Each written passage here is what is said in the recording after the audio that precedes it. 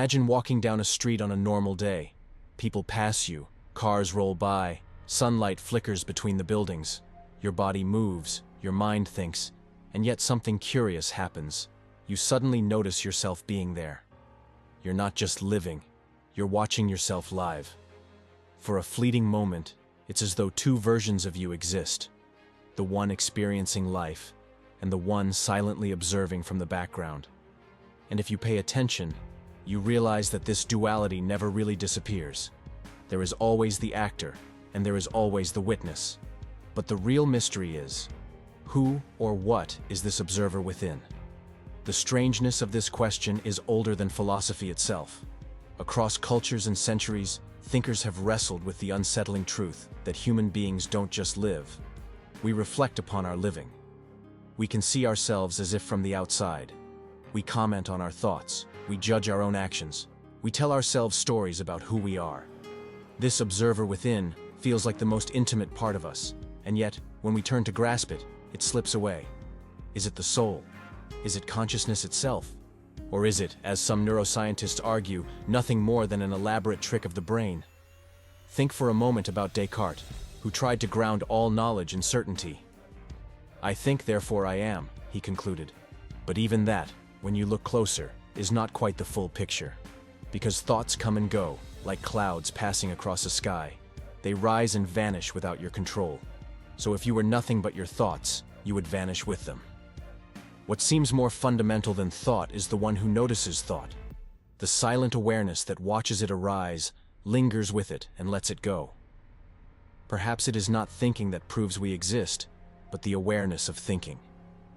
Eastern philosophy has long pointed to this insight. The Upanishads speak of the witness, the eternal seer who remains untouched by the movements of the mind. Buddhism trains its followers to observe thoughts without clinging to them, as though the real self is not the thought, not the emotion, but the awareness that beholds them. In Zen practice, they ask, who is it that is aware of your breathing right now?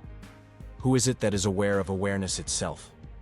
The questions have no simple answers, but they open a door into the deepest layers of human experience. Yet modern psychology complicates the picture. Cognitive scientists speak of metacognition, the ability to think about your own thinking. They say the inner observer is not a mystical soul, but a cognitive function. It's your brain monitoring itself, running simulations, narrating your life in order to make sense of it. Experiments even show that many of your decisions are made before you are consciously aware of them. In other words, your subconscious acts, and the observer within swoops in afterward to tell a story about why you chose what you did. If that's true, the inner witness may not be as wise as it feels. It may simply be the narrator of a play that's already unfolding. But even if the observer is a construct, its presence cannot be denied. Every human being feels that split, that doubling of experience. Consider the times you've been in conversation and, even as words leave your mouth, another part of you is listening, evaluating, even criticizing. Why did I say that? Do I sound strange?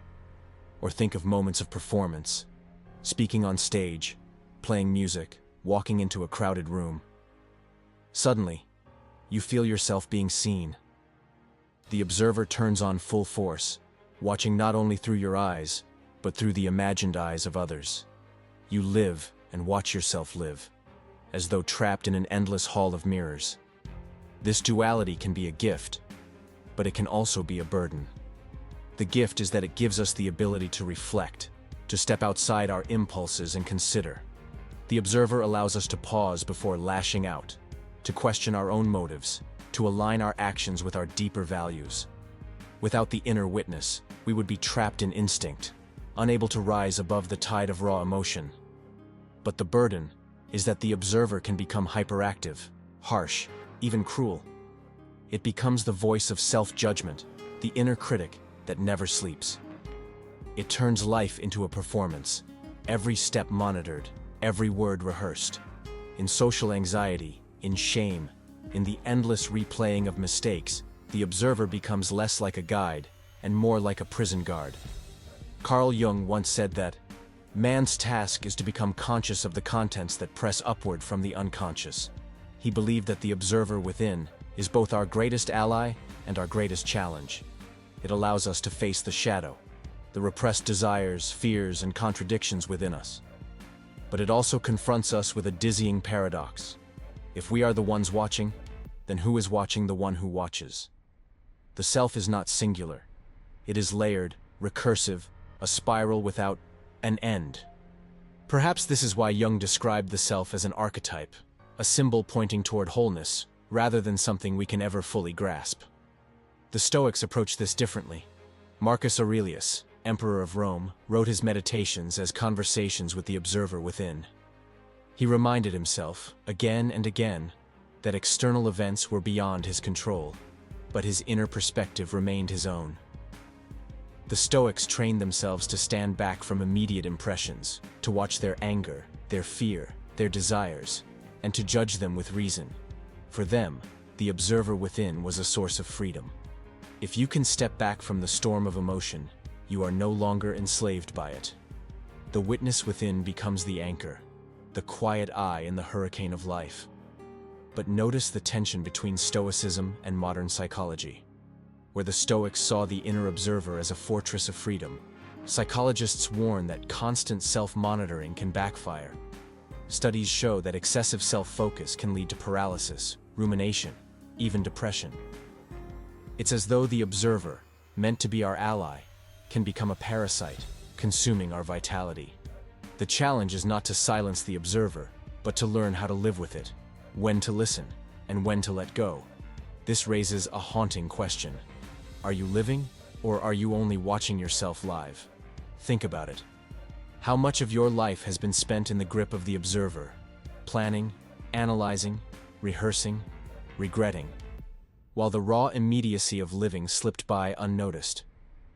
Children, before they become self-conscious, live with full presence. They play, they laugh, they feel without a second voice narrating in the background. But as we grow, the observer awakens, and innocence is replaced by reflection. Perhaps part of maturity is not just gaining the observer, but also learning how not to be trapped by it. Neuroscientists studying meditation have found something fascinating. When people quiet the inner narrator, when they simply rest in awareness without judgment, activity in the brain's default mode network decreases. This network is associated with self-referential thinking, the constant chatter of the observer. In silence, the boundary between self and world begins to blur. For a moment, the actor and the observer dissolve into pure being. Mystics across traditions describe this as union, enlightenment, presence. And when they return, they often say it was more real than anything they had ever experienced. So, who is the observer within? A soul glimpsing eternity? A trick of neurons telling a story? A mirror shaped by culture, watching us through the imagined gaze of others? Or is it something stranger still? Something beyond our categories? Perhaps the answer lies not in defining the observer, but in relating to it. The question is not, what is it, but how do we live with it? When the observer becomes cruel, can we soften it into compassion? When it becomes obsessive, can we learn to release it? And when it grants us wisdom, can we listen without fear? Imagine your final day on Earth. Will you be at peace with the life you lived? Or will the observer within, that tireless witness, whisper regrets? The truth is, the observer is always there, from your first memory to your last breath. It is the silent companion of your entire life. The actor will stumble, succeed, fail, and rise again. But the observer, the one who saw it all, remains. Perhaps the greatest task of a human life is to reconcile the two, so that the one who lives and the one who watches are not at war, but in harmony. And maybe, just maybe, the observer within is not separate from the universe at all. Maybe it is the universe watching itself through you. As the mystic poet Rumi wrote, "You are not a drop in the ocean. You are the entire ocean in a drop." Consciousness reflecting on consciousness may be the cosmos looking into its own mirror. And in that reflection, life becomes not just something we endure, but something profoundly sacred. So the next time you catch yourself stepping outside, watching yourself laugh, cry, or wonder, don't push it away. Ask instead, What is this mysterious witness trying to show me? Who am I, when I am both the one living and the one who knows that I am living? Because in the end, you are not just an actor on the stage of life. You are also the audience. And maybe, just maybe, that's what makes life worth watching. If this journey into the observer within made you pause and reflect, subscribe and share your thoughts. Because sometimes the deepest answers come from the questions we explore together.